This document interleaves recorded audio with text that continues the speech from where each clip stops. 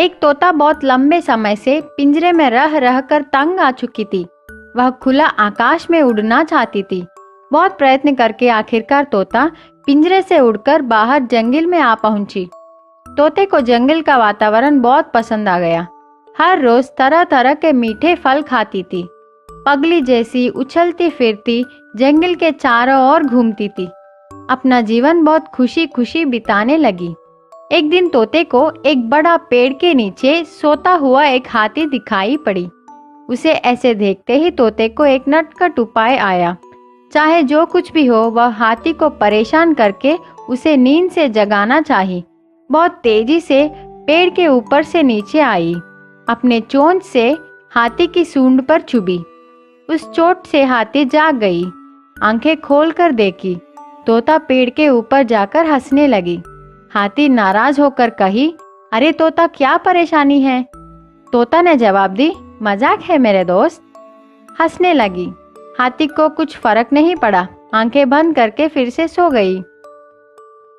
कुछ देर बाद तोता फिर से नीचे हाथी के पास आकर दोबारा उसको परेशान की और तुरंत वहां से उड़कर पेड़ के ऊपर चली गई।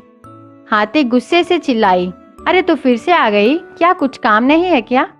लेकिन तोते को यह बहुत मजाक लगा। बार बार ऐसी शरारतें करने लगी। हाथी तंग आ चुकी थी। कुछ करना नहीं चाहा। वहां से उठकर चली गई। तोते को और मजा आ गया। फिर से एक और बार तेजी से जाकर हाथी को अपने चोंच से चुभी। हाथी क्रोधित हो गई। कुछ ना कुछ तो करके उस तोते को सबक सिखाने का निर्णय ली। हाथी एक तालाब के पास गई। अपने सिर को छोड़ बाकी का पूरा शरीर पानी में डुबाई। इसको देख तोते को बहुत मजा आया। वह सोची, अरे देखो, मेरे से डरकर हाथी पानी में जाकर छिप गई। खूब हंसने लगी। फिर से तोता वहां जाकर हाथी के ऊपर बैठ गई। हाथी को छुपाना चाहिए। हाथी को पता था कि तोता आएगी, इसलिए उसने पहले से ही अपने सूंड में पानी भर कर रखी। तोता चुभने ही वाली थी, इतने में हाथी ने पानी को झटके से तोते पर झोंकी। तोते को बहुत जोर से लगा। तालाब में गिर गई। जान के लिए तड़प रही थे। हाथी को तोते पर दया आकर उसको पानी से बाहर निकालकर जमीन पर फेंक दी।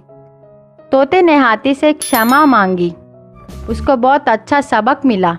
हाथी जोर से हंसकर वहां से चली गई। अब तोते को बड़ों और छोटों के बीच अंतर पता चल गया।